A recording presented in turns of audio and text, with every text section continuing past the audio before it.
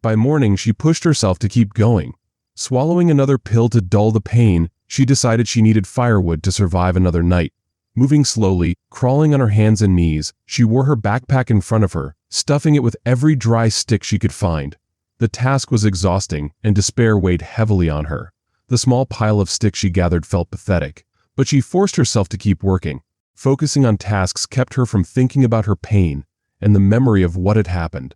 She sorted the wood by size and kept going out to gather more, trip after trip. Finally, she had a pile big enough to last through the night. It gave her some relief, but she realized she didn't have tinder to start the fire. She considered tearing pages from the notebook she had been writing in, but decided they might not burn well. Instead, she used another book, ripping out a few pages to try. It took countless attempts with the flint and steel, but the sparks wouldn't catch. Frustration and tears built up, but she refused to give up. She realized she needed to shred the paper finely, just like bark.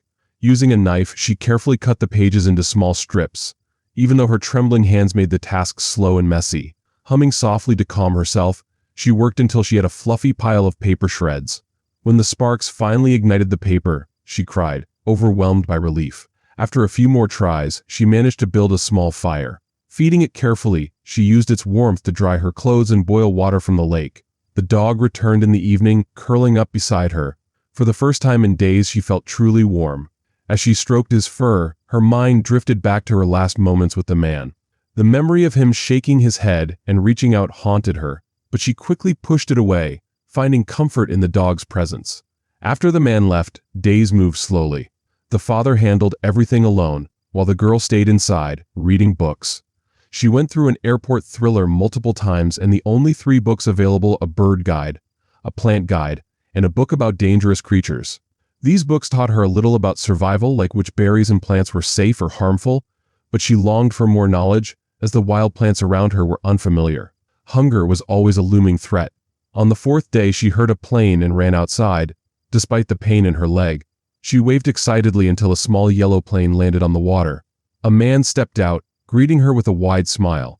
He brought supplies ashore in a small boat. When she begged him to take her back home, he hesitated, saying he'd need to discuss it with her father. Instead, he handed her a sack tied with a red ribbon. Inside, she found a pink backpack with a cartoon kitten on it. The backpack held a notebook with cheerful pony designs and a pack of colorful gel pens. She appreciated the gift, even though it felt out of place in the harsh environment. The pens became precious to her, and she wrote every detail in the notebook, making the most of the small comfort it provided. Soon, her father appeared with a rifle and a rabbit he had hunted. They worked together to unload supplies, packing the cabin so full there was barely room to move. Even the dog received treats, which amused her as she taught it new tricks. The dog eagerly followed her around, hoping for more rewards, much to her father's annoyance. The man encouraged her to pack her belongings into the new bag. She reluctantly did so, adding personal items like her socks, underwear, and the thriller book she had been reading.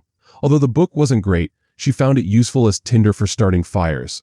She placed the packed bag on her bed, hoping to please the man and convince him to help her leave. Finally, she asked if he planned to stay long, hiding her longing to leave behind a polite smile. The man said he'd stay for just 1 day, leaving early the next morning. Hearing this surprised her. She hadn't realized how quickly time had slipped by. Days blurred together in that remote place, where the world seemed timeless, disrupted only by the occasional plane flying overhead. But those planes never came close, and she wasn't sure if she wanted them to. Back then, only this man's plane ever came near.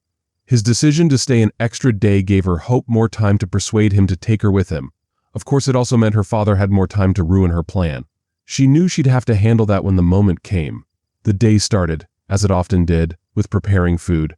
Her father went outside to skin the rabbit he'd caught. She avoided watching, though she wished she had learned the proper method. She'd tried once but failed miserably, leaving a mess of fur, meat, and shredded skin. When her father returned, the rabbit looked clean and perfectly prepared, a sharp contrast to her earlier attempts. While waiting for the meal, she and the man talked. He shared more about his life, revealing that he had a young daughter, just 6 years old, who lived in the city with someone special to him. He missed her deeply. "I bought that bag for her," he said, referring to the brightly colored backpack he'd given her earlier. "But she has plenty of bags in the city. I figured you could use it more." She nodded politely, though the style of the bag didn't quite match her. "I think God whispered to me to bring it to you," he added. Her father didn't react, perhaps accustomed to the man's unique views on faith. The man mentioned he'd soon be visiting his daughter, as he'd found work nearby. His job would keep him there for 8 months, maybe longer if things went well. It became clear he wouldn't be returning to this remote place for a long time, if ever. Hearing this news troubled her father, though he remained silent. For her, it added urgency to her plan. This might be her only chance. The older man seemed surprised as he spoke to the other. "You should have told me sooner," he said. The visitor explained he had only decided the day before and came early to share the news. He also wanted to ensure he had time to visit. The older man tried to guilt him, saying they relied on him. "I thought you lived off the land," the girl interjected, trying to defend the visitor even as she wished he wouldn't leave. The visitor stood firm. "A man should be with his family," he said, his tone passionate.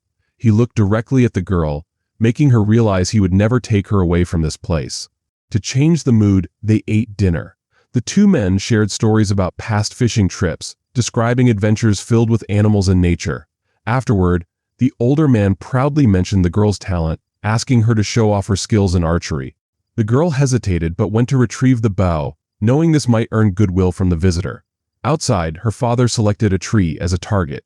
She hadn't shot a bow in years and felt pressure as both men watched. Her first arrow missed entirely, vanishing into the woods. Embarrassed, she fumbled for another. The second shot was rushed and missed again. The men laughed and swapped stories, their voices distracting her. Determined, she closed her eyes to focus. She remembered her past training and adjusted to the bow's feel, realizing she was stronger now than before. Finally, she released the third arrow. It hit the tree not perfectly, but it landed. The older man praised her, clapping her on the shoulder. She flinched slightly at the contact but said firmly, "I'm going back with him tomorrow." Her words caused a tense pause. The older man looked at the visitor, who awkwardly admitted she had brought up the idea. But he left the decision to her father. The older man was visibly upset. "It's my decision," he said firmly, causing the visitor to back away uneasily. The girl spoke up, her frustration clear. "I shouldn't even be here, it's not allowed." The older man laughed. "Not allowed? Out here, there are no rules. This land belongs to me in the wild." Angrily, she declared, "I'll hate you if you make me stay. I'll never forgive you, and I'll never become what you want me to be.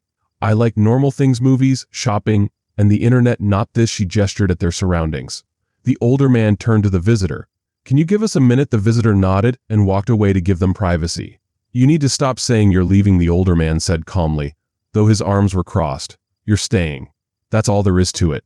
Her eyes filled with tears, and she hated showing weakness. "You can't force me to stay here. Think of it as a vacation," he said. "A vacation," she scoffed. "One where I'm cold, eat boring food, and have nothing to do or anyone to talk to." "There's plenty to do," he insisted. "You're turning me into a prisoner," she shot back. "You're a child, and children listen to their parents." His voice grew louder as his temper flared. Furious, she yelled, "Mom would never have made me live here. She didn't even let you see me. She wanted me to live with someone else." "Who?" he demanded. "Someone who acted like a real dad," she blurted out, gripping the bow tightly.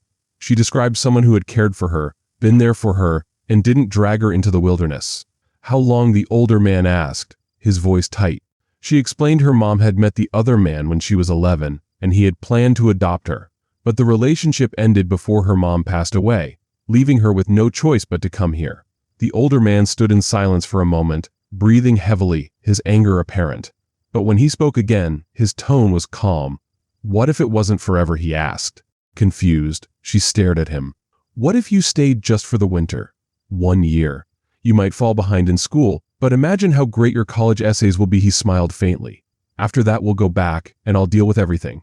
I'll find a normal job and make things right." "Why not now?" she asked. "There are things I need to do here," he replied. "Promises I've made." "To who?" she asked sarcastically. "The animals? Or those people who make bad choices?" The man looked at her with a serious expression. "I promise I'll take care of you.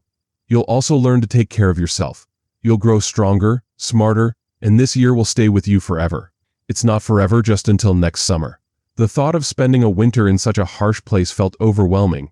It seemed impossible, but when she considered her other option, living with strangers, it didn't seem much better. 1 year. That was the choice: 1 year here or 1 year in foster care. She thought about how the man had stayed for her when she was just a baby. If he could do it, she decided she could too, just for 1 year. Only until the summer, she asked. Then I'll take you anywhere you want to go, he promised. Fine. Okay, she agreed. Maybe she could manage a year. After all, the cabin had hot chocolate, warm campfires, and a sense of adventure. People paid to experience things like this, she reasoned. Plus, he was right, this would make a great story for college applications or even parties someday. Shake on it, the man asked, holding out his hand. She hesitated but then reached out and took it. It was the first time she'd willingly touched him in years. His hand was rough, calloused, and dirty, making hers feel small and delicate in comparison. They shook hands, and as they did, she silently began counting down the days until summer.